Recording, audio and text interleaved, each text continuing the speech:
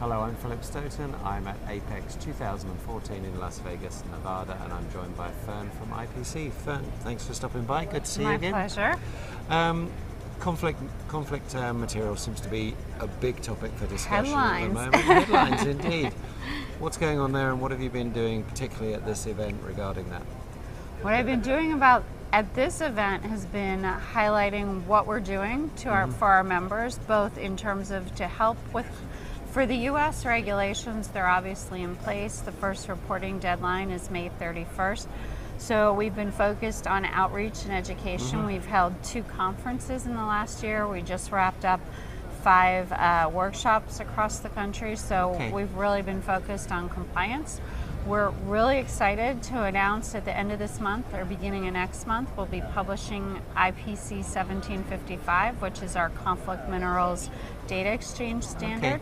That'll really support globally the flow and sharing of information about the use of conflict minerals in products. And then we've also been doing a lot of work in Europe, as your listeners probably know. Earlier this month, the EU Commission published their proposed rule on conflict minerals.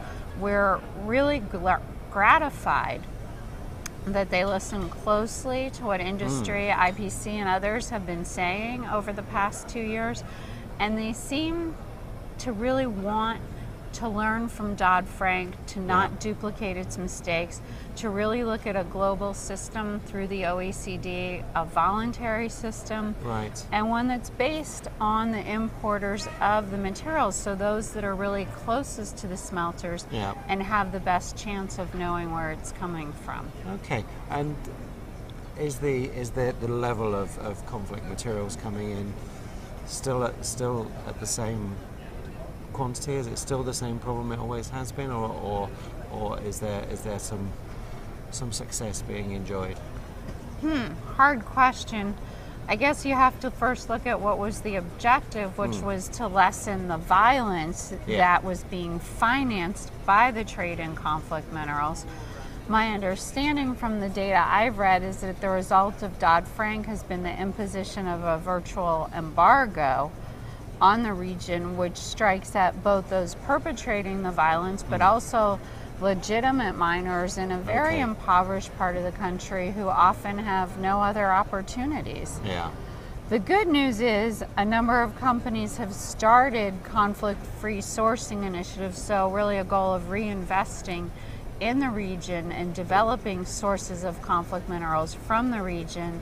Of conflict minerals from the region that are conflict-free. But those are small pilot projects. There's still a lot of hurt being done by Dodd-Frank. There's certainly the hope that in the long term it'll yield positive results, but frankly, I'm not sure I see it. No, and you've got to be able to certify, if you are going to have conflict-free materials from those regions that are associated with conflict materials, there's got to be an absolute way of certifying the material when it comes in. You're talking countries that barely have communications infrastructure, so that sort of traceability, it's very hard. It's very hard, and kudos to the companies that have stayed involved in the region and are really trying to do that. And kudos to the EU Commission for proposing a system that they think will be better. I don't think we should, pat ourselves on the back yet. The Parliament will take up the proposed legislation in the fall, and there's certainly indications that it could change, and not in a way that's positive for industry. So we'll be continuing to stay involved on behalf of our members and to keep people informed. Yeah, and it's communication both ways, isn't it? It's letting government know what industry thinks, but also keeping the industry up to date, because you never know what curveball they're going to throw in terms of a challenge. And industry has to be ready to take up that challenge. The Commission's made pretty clear that while their proposed legislation is voluntary, if industry doesn't volunteer, it will become mandatory. So that's an interesting kind of voluntary, isn't it? Kind of like the military, if you don't step backwards, you volunteer. You've officially stepped forward. Yeah, I can imagine.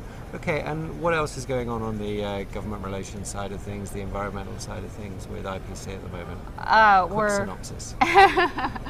A couple top issues for us. On restricted substances in the U.S., we're revolving the Toxic Substances Control Act. We've been keeping a close eye on that. Our members are users of chemicals, so that's important to them. In Europe, we've been investing a lot of effort on DG Environment's review of the list of substances restricted. ROS 2 delegated to the Commission the task of reviewing the list of substances. Originally, there were Jill Evans, who is the rapporteur in the Parliament, wanted to restrict 35 additional substances under ROS. Yeah, we had only 6 the first time around. And we spent a lot of time, IPC has a solid technical basis, talking about the science, how important substances are, how material substitution is not a trivial activity, and that a really solid, thorough scientific assessment should be done. So, in ROS 2, they said, the Commission, this is our technical bureaucrats, they should develop this process and assess these substances. And so they got underway in that in January. They hired the Austrian Environmental Agency to write a methodology to review the first 5 substances and to prioritize substances for future assessment. This is something that's significant for the electronics industry. Everybody knows what a cataclysm, game changer, the replacement of lead was. And so we're going to stay very involved in that and make sure that there's sound science, a careful assessment of alternatives in that process going forward. So it seems we at least learned something from that cataclysm. We learned a little bit more about how we should approach government. And it looks to me as if the IPC's approach and the kind of depth of skills and the depth of knowledge within the IPC has just grown exponentially since that point. We'd like to think so. We'd like to think so. We're certainly paying attention, not just in the U.S., but around the world. In the past year, we worked very closely with our members and our offices in China on the proposed ban of cyanide gold plating.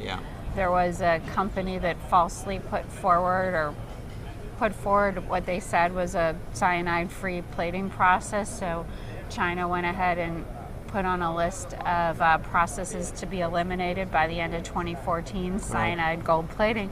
And industry put together the data and came to the agency, the NDRC, and said, whoa, this is the state of the art. Yes, it's cyanide. It needs to be carefully controlled and treated. But if you're going to continue to build electronics in China, you need cyanide gold plating. It's not like plating jewelry. It's there for specific properties. So that was a concerted effort, and in it was about 4 or 5 months, the government postponed that regulation. So a lot of international activity. You got some stuff going on with some UK bodies, I understand. Yes, we're very pleased as part of our outreach efforts to have 2 of the leading regulators on the environmental regulations affecting our members. ROS, REACH, EUP, ELV, you name the alphabet soup. Steve Andrews from BIS, and then Chris Smith from National Weights and Measurements Labs, which does the enforcement, will be touring the U.S. IPC is paired with the Information Technology Industry Council to bring them to the U.S. We're going to be hosting them at 4 fabulous facilities. Can I just take a second and tell the listeners? Philips Healthcare outside Boston on May 6th. Then May 8th, we're going to schlep them across the country to Agilent in Santa Clara. It's a big step. We'll let them have a little California sun, and then the following week, we're going to take them to Intel at Chandler, Arizona, and we'll wrap it up at Motorola Solutions outside Chicago, and then they can go home. So we're hoping that'll be a really good interchange, both for our U.S.-based companies to hear about the development and for them to get some feedback, which they can share not just in the U.K., but as they network with other European governments. And most importantly, not just organizations with organizations out there with industry and real factories actually seeing stuff being not just manufactured hired on the flacks floor. like me. There you go. There you go. Fern, thank you so much for stopping by. Thanks for all the insight, and pleasure to chat again. Thank you. Been a pleasure. Hope the rest of the show is great for you. Thank you.